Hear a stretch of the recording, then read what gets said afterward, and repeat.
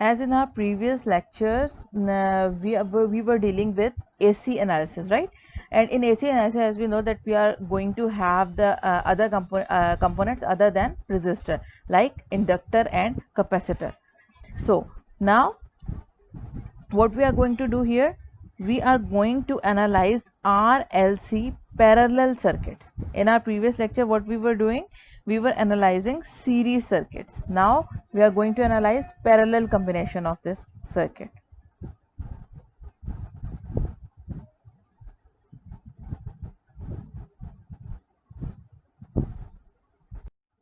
So before starting the parallel analysis of any example circuit, we should know some terms. The first term in parallel circuit is admittance. Admittance is the measure of how well an AC circuit will admit or allow current to flow in the circuit, right? So admittance is represented by this Y and is equal to 1 over Z. The unit or measure of the admittance can be defined as Siemens. Its symbol is S. Now, as we know that in any kind of circuit, after for solving the circuit, we should know how to find out the total of that component, total impedance, total admittance, total reactance. So we should know the formula for finding out the total. So the total admittance can be calculated using y of t is equal to y1 plus y2 plus y3 up to y1 depending on the number of components present in a circuit. And similarly, the total impedance, as we have already studied, is equal to 1 over admittance, total admittance, right? Or we can also find out the value by using 1 over zt is equal to 1 over z1 plus 1 over z2 and so on. For resistance, y of r is equal to 1 over zr, and r is having an angle of 0 degrees. So we will write G, that is the reciprocal of R, and angle 0 degrees. Similarly, if we are going to find out the value for inductor, Y of L is equal to 1 over ZL and ZL is equal to XL angle 90 degrees, 1 over XL angle minus 90 degrees, and 1 over XL can be also written as BL, or Y of L can be written as BL angle minus 90 degrees. Similarly, for capacitance, Y of C is equal to 1 over ZC, 1 over XC into angle minus 90, as I have already told you in my previous lecture. When you are going to convert the rectangular form into polar form, you are going to get minus 90 in case of capacitor. So what we get is 1 over XC into angle 90. It is opposite. When we were studying series, it was 90 in case of inductor and minus 90 in case of capacitor. But when we are studying parallel circuits, we are going to get the opposite of that, right? Now 1 over XC is equal to BC, as it was BL in case of inductor, and Y of C is equal to BC angle 90 degree. Now what is admittance diagram? For parallel AC circuits, the admittance diagram is used with three admittances, right? The conductance, which is also represented as resistance, is on positive real axis, this one.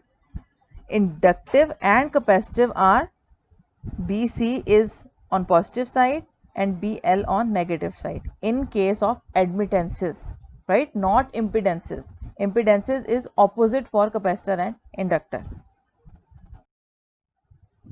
Now we are going to find out the values in a parallel RC circuit. In series, we find out RL, series RL circuit. Now I am using a resistor and a capacitor in parallel circuit for your convenience. Now what is our first step? Our first step is to find out Y of t.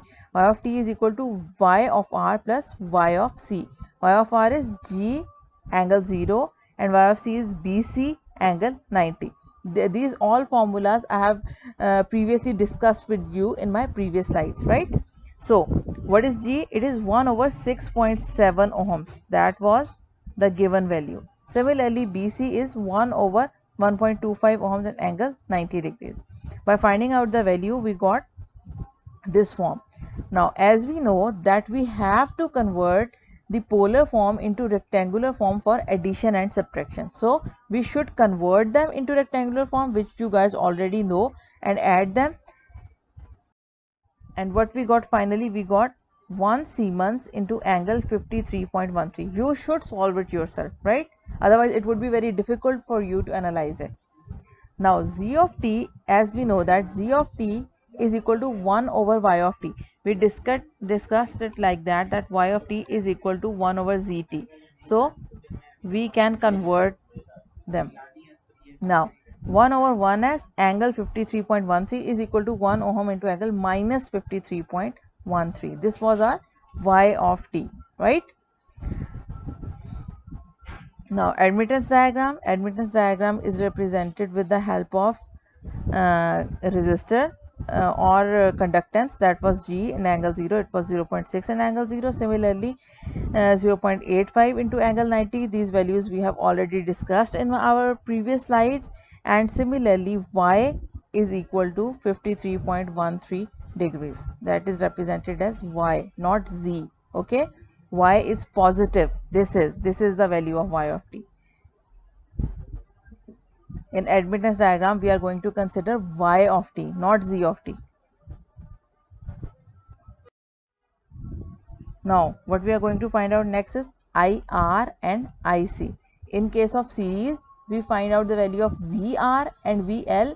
Now we are going to find out the value of IR and IC. Why? Because the rule is same.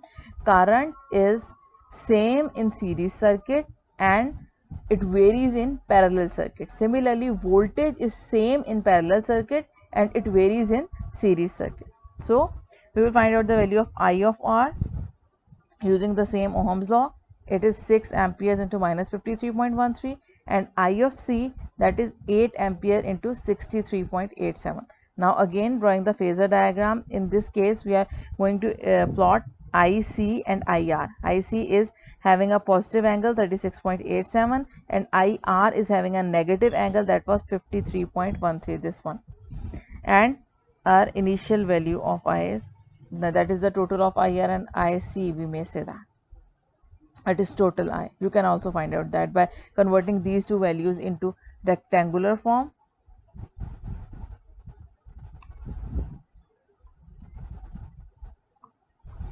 And after that add them, you got the value of I, and again after that convert them into polar. Now what is your assignment? All the examples and exercise questions of chapter number 16. You should practice them. It will cover all your parallel and series parallel combination of circuits in AC analysis. Now another thing I should tell you in at the end of this lecture is that you have memorized and implemented all the rules for AC circuits, right? If you feel free, you are free to use any kind of analysis on your AC circuit, right? You can use nodal analysis, you can use mesh analysis, all the analysis are same. Just you have to follow the rules of AC. What are the rules of AC? Just to convert the values into admittances, conductances, all right, and impedances as per given circuit, right? So there is no need to worry. You can practice any one, you can take any one circuit and you should practice it by using nodal analysis, mesh analysis, Thevenin, or any analysis you would like to use. You can easily implement it, but you should practice it.